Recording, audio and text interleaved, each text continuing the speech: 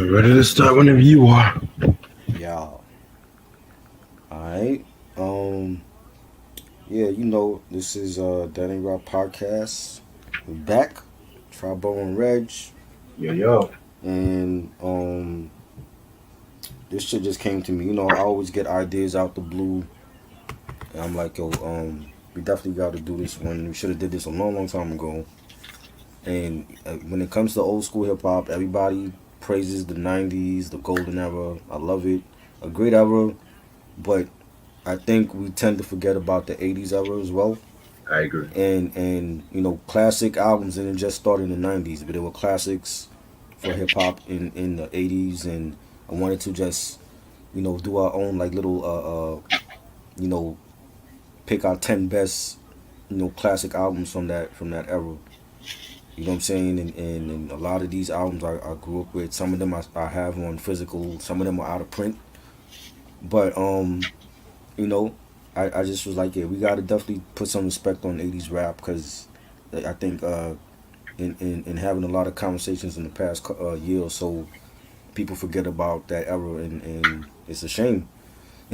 Because before you have artists like the Boot Camp and Wu Tang and Snoop Dogg, you had your NWAs and you had your Beastie Boys and your Public Enemies, and I just feel like people forget about that whole era. So that's really the golden era. You know what I mean? Right. And I'm like, yeah, well, let's have like our own like top 10 best 80's rap albums, and it is subjective. I know people have their own favorites. You know what I'm saying? But like these are gonna be like my top 10 favorites from that decade, and you got your own favorites from that decade. So as you can see, I got number 10 is Criminal Minded, 1987 BDP, the debut album from this group. And this was a great album, and having hits like the South Bronx and the Bridge is Over, going at Queensbridge and MC Shan, that whole iconic beef that took place, and the P is Free, definitely a banging album, one of my favorites. You know, KRS One, a legend in his own right as an MC and a collective with the likes of like his brother, Kenny Parker and D Nice, Miss Melody, rest in peace to her. Yes. Just rest in peace to Scott LaRock. Just a great album, and I don't have any BDP albums, and that's a shame for me to even say that. I have no BDP albums. I need to definitely get some BDP albums. I know like some of them are like available now. I've seen a couple of them on Amazon for like really cheap prices, $5-6. So, but yeah, I definitely got to get my hands on this one. So that's my number 10. Alright. My number 10, I'm going to go with LL Cool J's Bigger and Deffer. This was his Nice. second studio album. Hmm. Very dope album. If you ask me, in my opinion, this is like his most rawest album. Right. His lyrically, and I say lyrically, his best album Right. and shit like that and stuff. Hmm. I love songs like the doo wop, the breakthrough where he was going after MC Shan with that one. Hmm. Y'all you know the story with that, right? Yes. Okay, cool. The Bristol Hotel But you, with you can elaborate for people that don't know oh, about it or don't remember. okay. Well, if you guys don't know, pretty much MC Shan accused LL of being a beat biter with the song Rock the Bells Oh wow. and shit like that. You know what I'm saying? I don't Hmm. know what song he thought he was buying it for, Rock the Bells and shit like that. You know what I'm Hmm. saying? Hmm. I done the review way back, Right. and so Shan did a song called like Beat Biter in Hmm. '84, 4, '85, one of them years and shit like that. That's when LL came up with the breakthrough and shit, where Right. he was kind of throwing some shots at MC Shan. Right. Hmm. Crazy. MC Shan, you couldn't stay out of beef. You had LL Cool J, Keras One. You couldn't stay out of beef, man. Right. It's And, crazy. and also, he thought LL was still get style with the Kingos too. Oh boy. Here we go. Well, I mean, back then everybody was wearing that. That was the thing. It's like the Exactly. same thing like now. Like everybody has wearing the same type of Jordans, the same snapbacks. Like that's just what it was.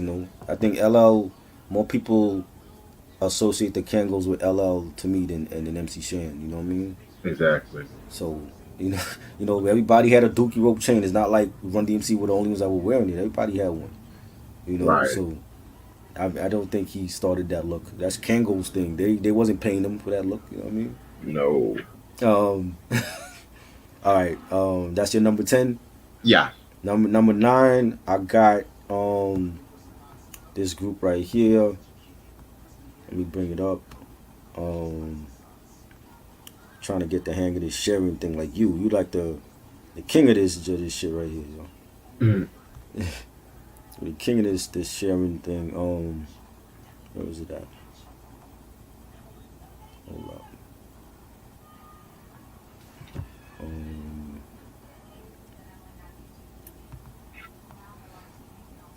Martin Lawrence. Guess who's back?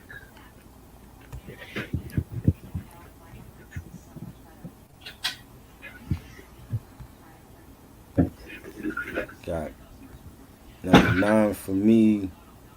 This is EPMD. Hold up. Let me fix this. EPMD joint. Uh, and yeah, 1988 EPMD first album, Shook the Ooh. Business. Definitely a dope ass album. So many bangers on here. You got to chill and it's my thing. I'm housing. What else? Jane, of course, started the whole Jane series on this album. You're a customer. Classic album. Produced by EPMD and one of my favorite rap groups of all time and definitely solid. I love all their albums. I don't think even some of the albums that are like mediocre. I think are still got bangers. I think they always made classic stuff and just a great group, a great collective they built with Hit Squad and Def Squad and Eric and Paris Smith making dollars. Man, I love it. Love it. Sure. That's my number 9. All right. I'm gonna go with my number 9, the first Run DMC album, self-titled. This came out in '84. Um, Again, just has that raw electric attitude. I know Raising Hell is my favorite Run DMC album. Don't get me wrong, Right. but I gotta say the first album is probably my most listened to album from them. Hmm. Right. Like I just love songs like Hard Times, Ooh.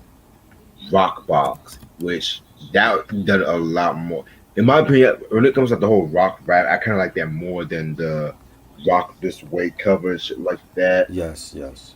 Yeah, I mean, I like the Rock This Way. I respect it, but it's like people just make it over hype that same song and shit like that. Which I Right. get it, but still, Sucker MCs, it's like that. 30 Days. I mean, just the whole Larry Smith is like a one of those great hip hop producers in my opinion that I Hmm. feel like does not get his shine, his just due. Right. The shit that he did with Run DMC and even Houdini too, which they're on this list as well too. So Hmm. definitely very dope. Definitely. Great album. One of my favorites on Raising Hell. Definitely. Hmm. Um, yeah, I got number 8 for me is again another 88 classic, man. Gotta go with this album here. NWA, Straight Outta Compton. Ooh. Love this album. I've always said growing up I wasn't allowed to listen to NWA until I was a teenager and just listening to like Ice Cube when he went solo and Dre and Ren and then going back and listening to the NWA stuff. This is definitely my favorite NWA album and with hits like Fuck the Police, of course, that's the anthem. even for these times that we living in now, and express yourself and dope man, and you know, so many bangs, gangster, so many bangers on here. All produced by Dr. Dre, and a legendary producer in his own right, and man, rest in peace to Easy E, man. Just so many bangers, and really, told the tale of guys growing up in Compton, definitely a West Coast classic for me, man. Yeah, definitely a classic album indeed. Yeah, Spoiler alert, that's also on my list as well. right. Um, my number 8 pick is gonna be Houdini with their third studio album Back in Black. This came out in 1986. I'm gonna be real with you. I wasn't like the biggest Houdini fan growing Hmm. up.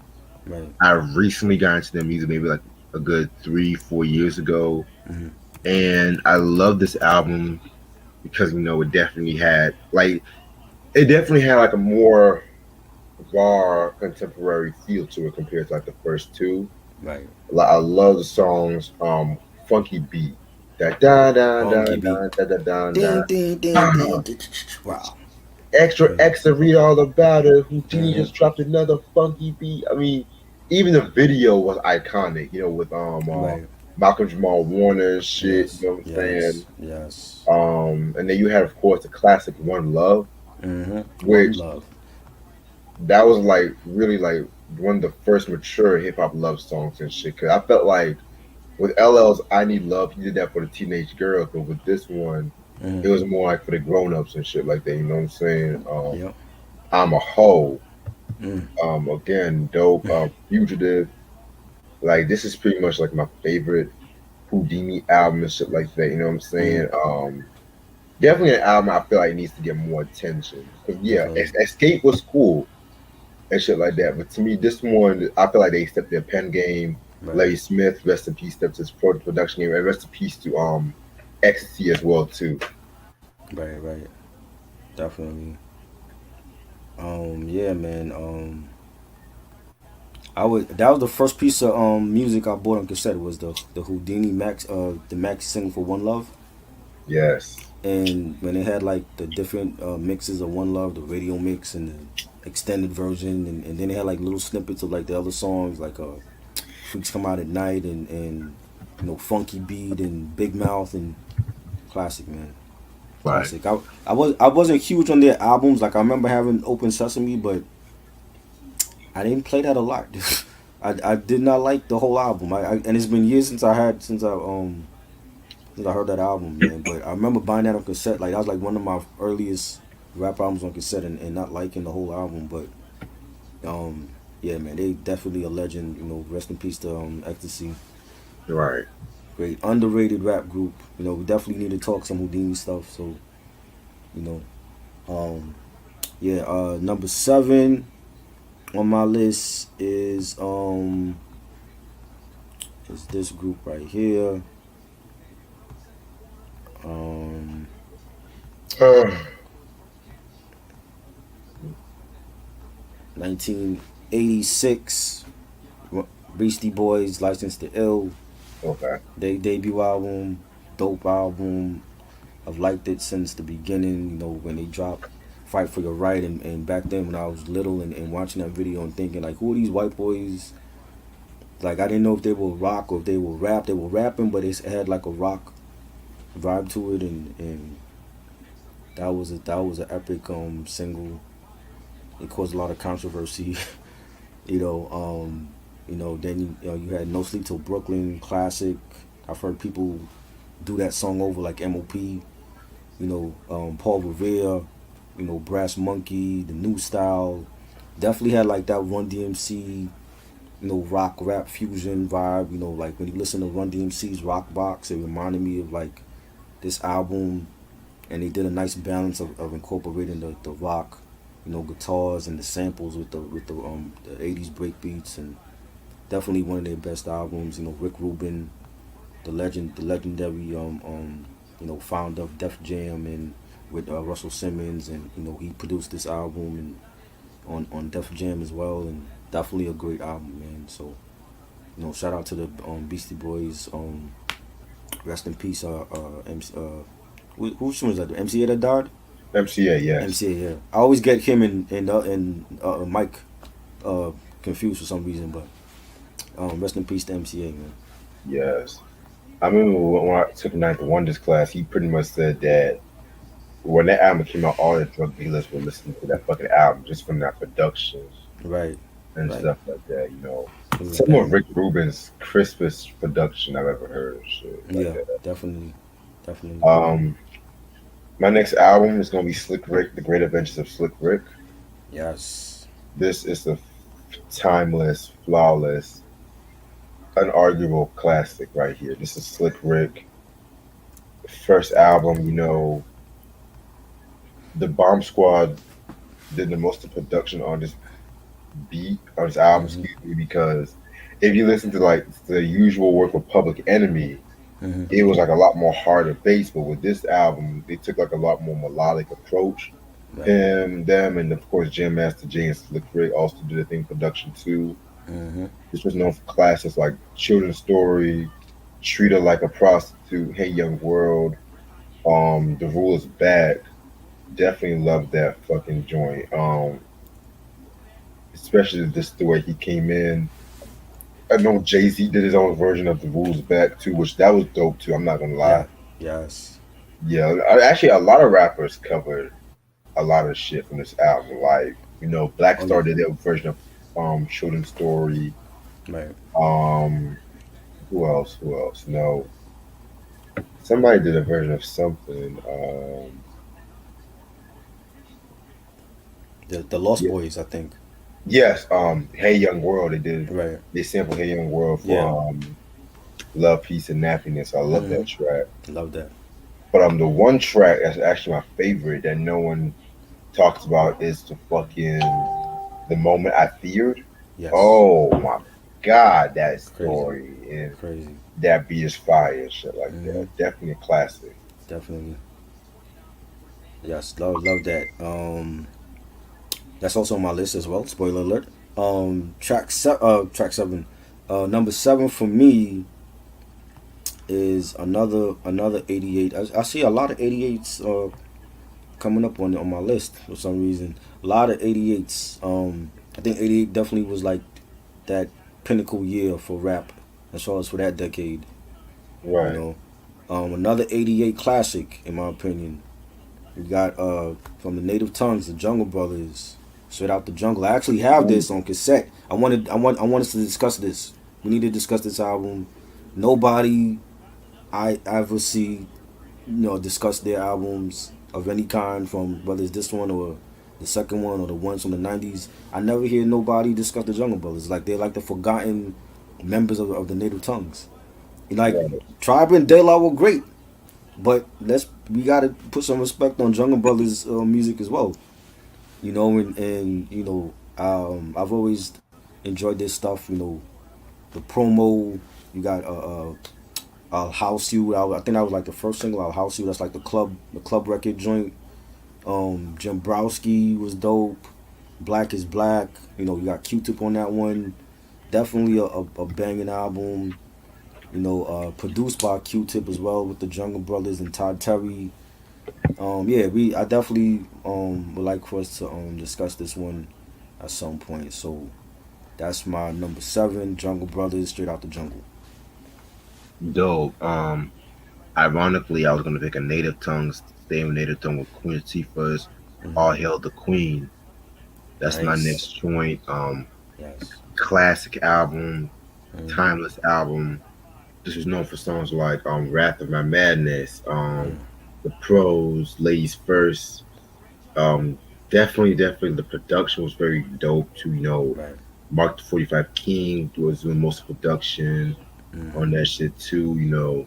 I love the last track, Inside Out. That's might be my favorite track off this album and shit. Right. Yeah, definitely. When it comes to like hip hop albums of the '80s, you never hear this one gets this view and shit like that. You'll have more of a chance hearing Light as a Rock, which again I was very close to putting Light on the Rock's on this list, but I was Uh like, huh. what? Let me give it to All Hail the Queen. Right. I thought about putting all Hail Queen on the list too. I really did.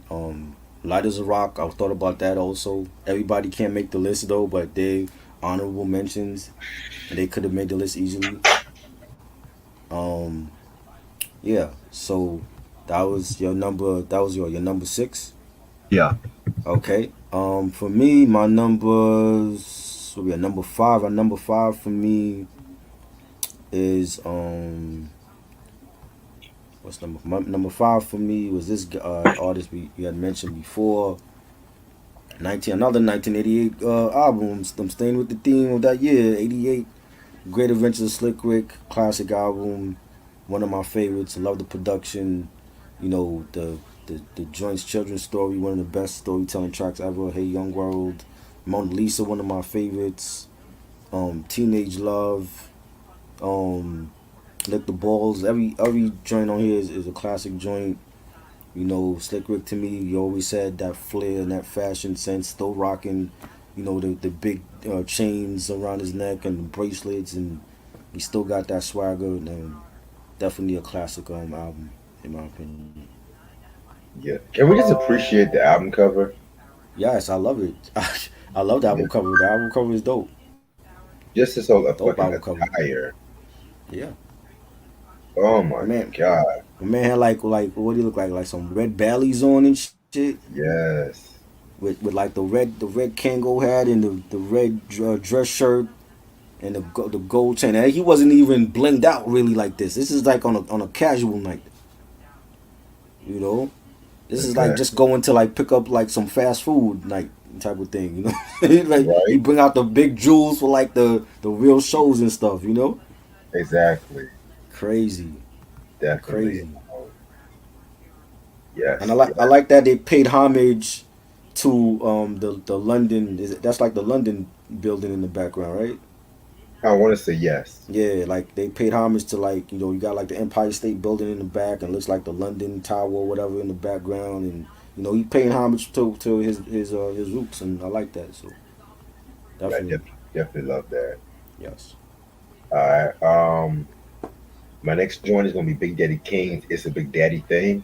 Ooh, This is his second studio album.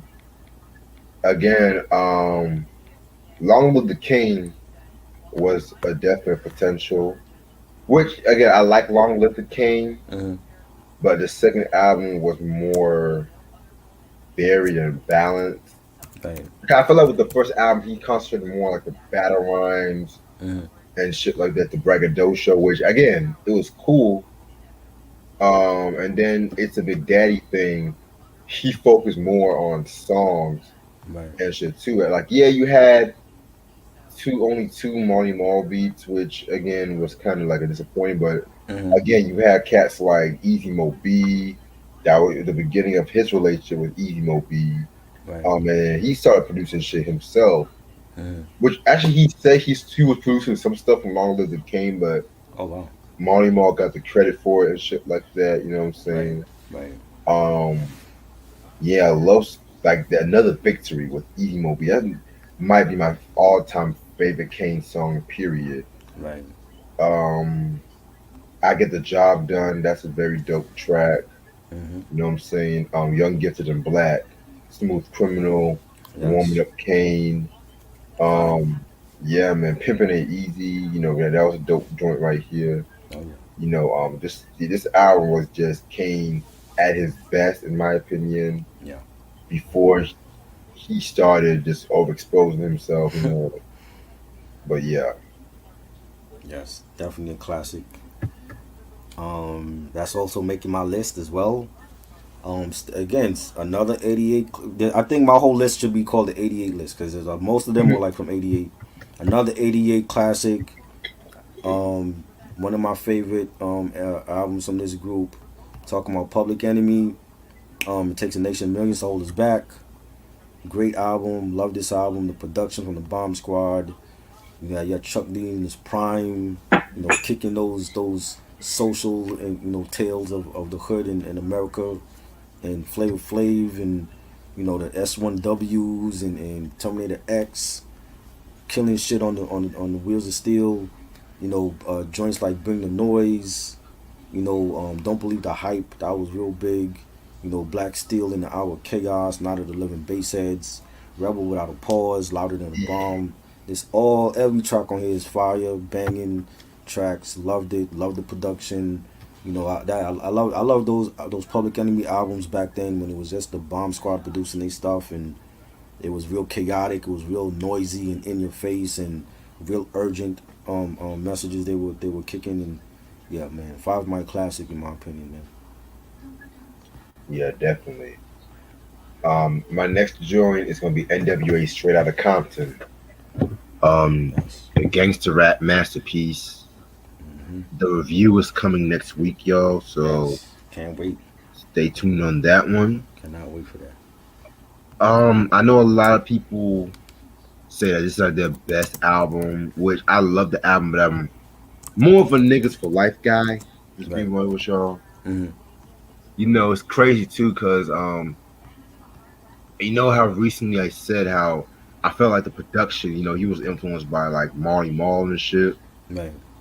So I saw an interview Dre did like around the time the Chronic came out. He said he felt like he rushed the production on this album himself. Really? Yeah, Oh shit. yeah, man. So it's like, yeah, and that's crazy Hmm. as hell. But Hmm. 'cause I've always felt like the production was good. It was just like he was influenced with Seth G and Marley Marl Right. and stuff too. Especially with tracks like Parental Discretion is advised and the fucking title track. But I love every track except for two tracks. Hmm. Something to Dance to and You ain't I care for Ain't that? the One, which I Ain't the One is mostly due to that beat. Right. Which I'm going to talk more about that next week. Hmm. But I love songs like Quiet on the Set. Oh my God. Fire. Fire. Ren went in on that track. Friends discretion is advised. Hmm. Um, Gangsta, love that shit. Fuck the police, which got them the letter from the FBI. Right. You ever heard of part two of that from 100 Miles of Running, right? Man, might have been a long time ago. Oh, okay, got you. Yeah, a lot of people don't know. They also did a part two to that record too. They Right. call it Surprise Part Two.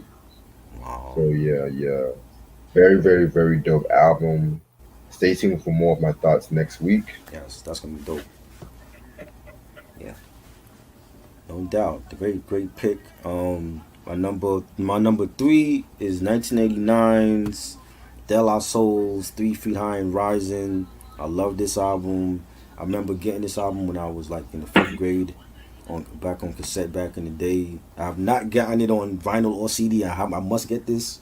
And this is like the one other important Della album that I need, because to complete like the four set. Because like to me, the first four were classic.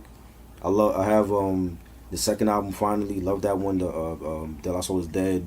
The third one, Balloon Mind State, and the fourth one, Stakes is High. Love those albums, but I must get this one to complete the set. Everything else after that, I could wait to get it, but I must have the debut album. Definitely, I love the album cover, the whole Daisy Age, and they were just really eclectic back then with the fashion and the hairstyles, and the rhymes went over my head. I didn't understand shit they were saying, but it just sounded dope at that time. And all produced by Prince Paul on Tommy Boy Records. Fuck Tommy Boy Records. I'm glad that they got they publishing back finally after all these years. Well deserved to them. So congrats to De La for that. Um, 24 tracks, all bangers. You got joints like Buddy. You also had the remix for Buddy, legendary collab with all the Native Tongue members in the video and all that. Me Myself and I, the first single, that was a great love that song. Plug Tuning, Say No Go, Potholes in My Lawn. I Know, every track on here is fire. This was like one of my favorite albums growing up. In middle school, and just taking back to those summers in like the 80's, and when we like just outside playing, and during this time in summertime in New York City, just playing and having fun as kids. And I always think back of that when I listen to this album. So definitely a classic album by them. Yeah, this is actually my next choice as well too. Okay.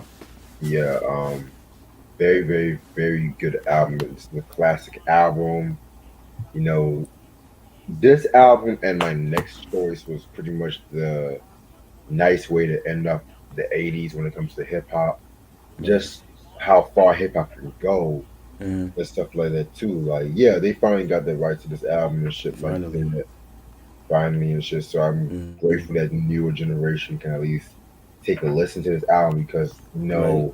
motherfuckers don't want to buy albums these days and shit. You know what I'm saying? So it's just like, Right. yeah, streaming.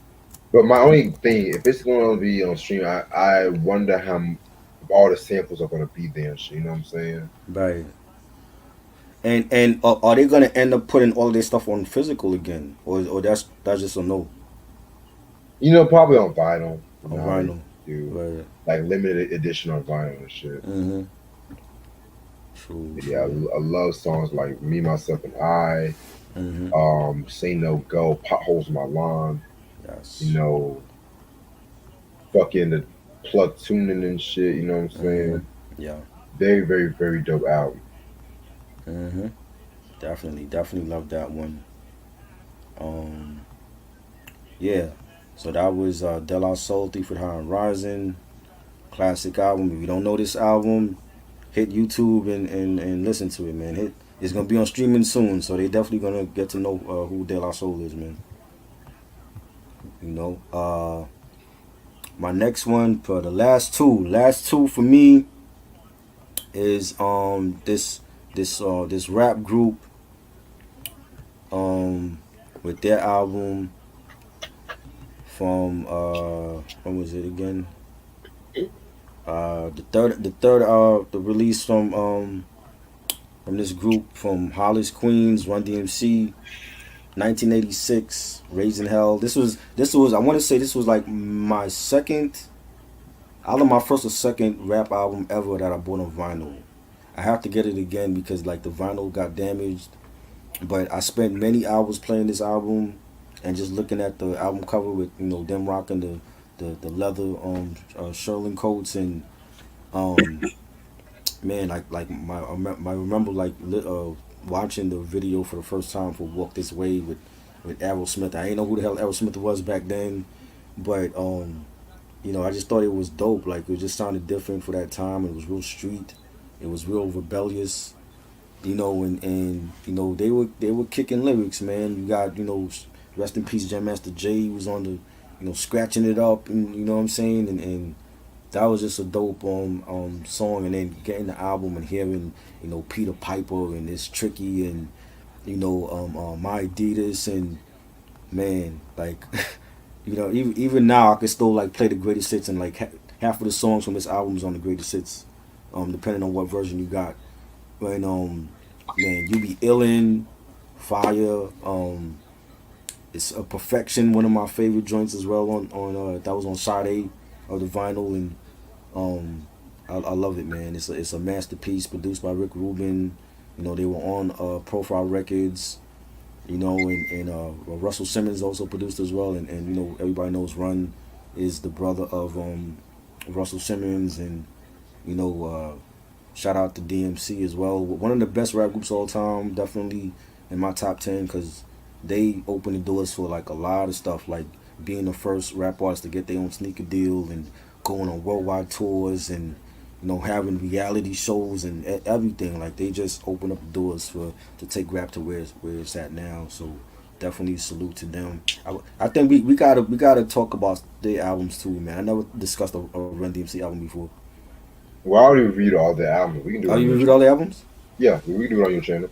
Oh, true, true. Like, oh, you ever did like a discography discussion of them? I mean, I can, but Yeah, you don't want to. I mean, because I'm not gonna lie, and this Mm, is me being perfectly honest. right. I respect Run DMC, Yeah.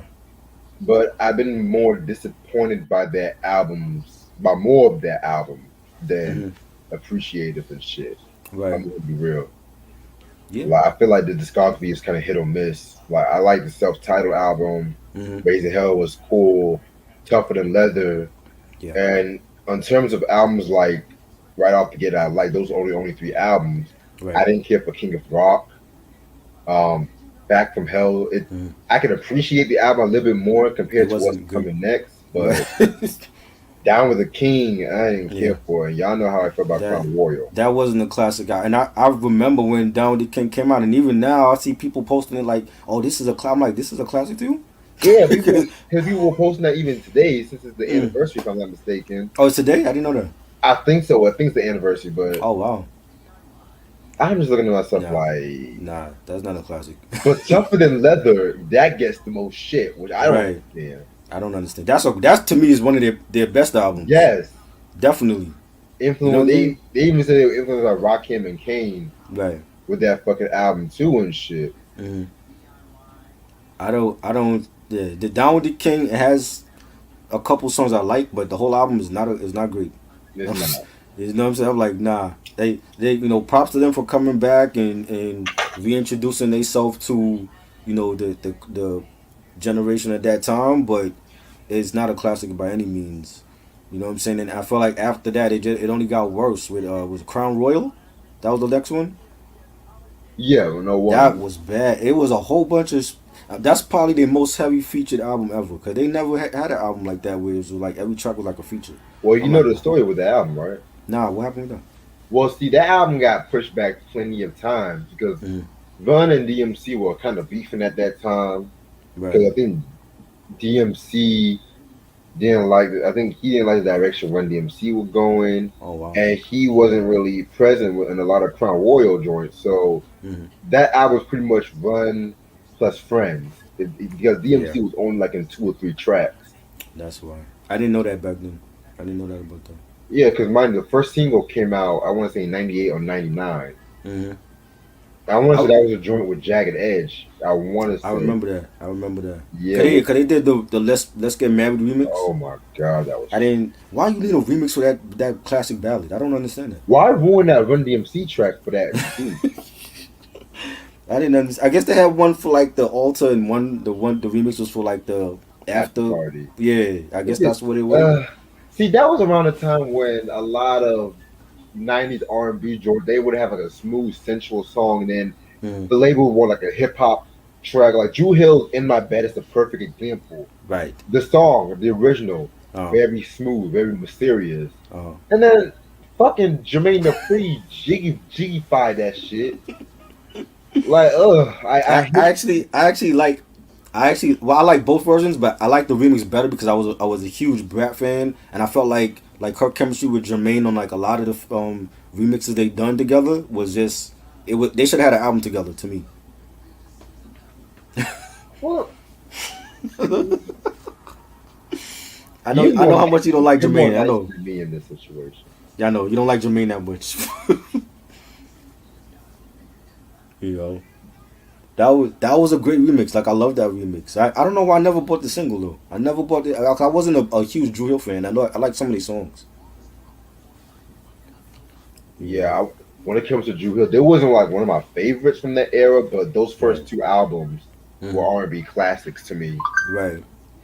And yeah, like I remember I think I went to get the DJ Clue. I want to say it was DJ Clue Professional Volume 2.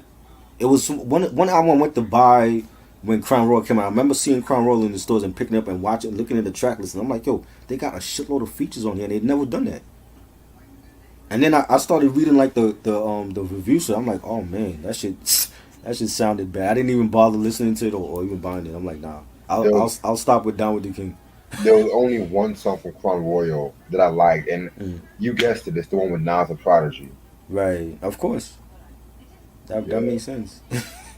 Ironically, Nas and Prodigy, '01, they were beefing around that time too. Right, that's right, Ironically, right. yeah, That's when Nas got on the radio and said that we was talking shit about Prodigy and Nori. Was that yeah, after? that was after, like, That was oh, after. Okay. step your game up when you said that shit. Right. Oh, today's the day West Side Guns album comes out, right? The 20th, right? I thought it was 27th. I I could think have it's next sworn it week. was the 20th. Unless they pushed it up. Maybe they pushed it up. I thought it was next week. But yeah, you like step your game up. That Right. was Oh man. mind Nas. you, everyone was moving out of New York. Mm-hmm. Right. Oh Crazy. shit! Okay, he just dropped this. Oh yeah, he dropped his new song with Fabulous. Oh. You got a song with Fabulous? They're collaborating with Wow. everybody now. Come on, Wow. Fabulous, really? Well, it is a double album, so I'm pretty sure you're gonna get some Oh, collabs that we gee. didn't see coming. Well, if I see T Pain, I'm gonna lose. Did you see that video I sent you, by the way? Yes, I did see that. I was like, yo, T Pain bugging. He wild, man. He Shit. wild. Anyway, my my number two is Beastie Boys, Paul's Boutique. Mm, Again, this was the next album I said was the album next to 3 Feet High and Rising, where they a nice benchmark to the 80s hip hop. mm-hmm. This was like a lot more sample heavy. This was came out 3 years after License to Ill, which they left Def Jam due to royalty issues. And it's crazy because they kind of like briefly went on a hiatus too and shit like that. 'Cause they didn't want to be known as like a novelty act. Right. And I think around that time too, Mike D did like a movie around that time too Oh wow. and shit. And so yeah, this all came from like their what was it, documentary. Right. That dope ass documentary, by the way. Mm-hmm. And so they came out with this album. They were working with the Dust Brothers and shit. And even though at the time it wasn't a commercial success, the critics pretty much loved the album. Right. This was known for songs like "Hey Ladies," "The Styles of Science," "Shadrach," "What Mm-hmm. Comes Around." Interesting story about the song "Shadrach." They actually did a version on Soul Train Mm-hmm. where they flipped it and made it seem like it was a tribute to Don Cornelius. And the second half of the track, they used the sample, the Curtis Blow Christmas rapping sample, Right. Don Cornelius and shit like that. Mm-hmm. And yeah, that was very. I kind of like that version more, low key. Right. But yeah, this was definitely a very dope song right here. Oh yeah. Classic joint in my opinion. Definitely. Possibly this song. I mean, this album and Check Your Head are my favorite Beastie Nice. Boys album. Dope. Definitely. And I love the fact that they like in the Beastie Boys documentary they got in depth about how they had success with the first album and then the second album. It took like 6 years because they had broken Yeah. up and then they got. That's weird. Like I've never heard of a group breaking up after the well. I have heard of groups breaking up after the first album, but coming back together like years later for the second album, and that's crazy. And then they just Well, stuck with it after that. So SWE broke up after the first album. They came back together in the second album. I didn't. But how many years they took between the first and 4. second album? Oh wow, I didn't Yeah. know that. That's crazy. Yeah. 'Cause I think they were going through some issues, and then Mm, there were issues with them being jealous of Coco. right. Like it was all in the unsung episode and See, shit. I always thought they broke up after the Release Some Tension album. I didn't know it was the second album. They did. Oh, they did. Okay. That's when they broke up. What was thought to be final and shit. Right. That's crazy. Wow. Yep. Yeah. Great album. My last one is no surprise. Brooklyn's Finest, 1988. Big Daddy Kane, Long Live Kane. Great album. I remember getting this album for Christmas on cassette back in the day for Christmas '88, and that was like one of my favorite albums ever. And the years later, I ended up getting it on CD, and still my favorite Kane album. I love his the second album, and looks like a job for Prince of Darkness. Looks like a job for was dope. I even like Daddy's Home. I think Daddy's Home was a dope album, even though it didn't sell and it didn't get a lot of publicity. But I still love his first album. If I had to pick one, and all produced by Marley Marl and Cold Chillin' Records. You got joints like Ain't No Half Steppin', a rap classic, and I'll Take You There, Raw, Set It Off. Just Rhyming with Biz, rest in peace, Biz Marquis. I was watching the some of the concert tonight at the New York City homecoming concerts, the free concerts this week, and Kane was performing and he put on a great set and he saved Ain't No Half Stepping for last and did a lot of his other joints as well, Raw and Set It Off, and it was great, man. It was great, and he still could move. He still was doing dance moves. He was dressed all in like a white T-shirt, white pants. He came out with like a James Brown type of cape And I know the cape was custom made by Dapper Dan for him, and a white hat, and he was just looking real fly like he used to in the '80s. And yeah, man, we get. I'm gonna send you the link to watch that. It's on YouTube. Okay. Cause that was tonight. But he supposedly there was a rumor that he was supposed to end the show, and he didn't end the show and left early, and they had Mano end the show. I'm like, Mano, like what? How do you have Mano ending the show like this and not Kane? You know. So a lot of people started leaving after Mano came on stage, and I don't blame them. I never cared for Mano, but um, Kane is a legend, man. When I thought about this list, I'm like, yo, Kane got to be number one because he's still one of my favorite MCs all time, top five, top 10 dead or alive, and yeah, man, that's a great album. Yeah, definitely a very dope joint and shit like that. Album covers even iconic and shit too. Yes, for Like, real with the women and shit, and yes. I love the You ever seen that Snoop video? We're gonna talk about that tomorrow. Tomorrow, that the Snoop video from Look Around on the recent album, and he Yes. like he recreated the Kane album cover Yes. with the women, and I'm like, yo, this is dope. I love that video, man. That's a real creative from Snoop. Like, people don't put creative process in their videos anymore. That was real creative from Snoop to do that. Yeah, for he even did one for All Eyes on Me and shit too. Right, yes, and the Ice T joint, the Power album, and that was like, yeah, this is a dope album video. That they premiered that the same night as the verses with him and DMX. Exactly. That was dope. I definitely enjoyed that video, and just seeing how like a West Coast artist like Snoop could recreate this album cover was dope. Yeah, definitely very dope video. You know what I mean? Then my number one is gonna be Public Enemy. It takes a nation of million, take a nation of millions to hold us back. I mean, this was pretty much next to Illmatic, my favorite hip hop album of all time. Yeah, I mean, very very dope album. Production was unique.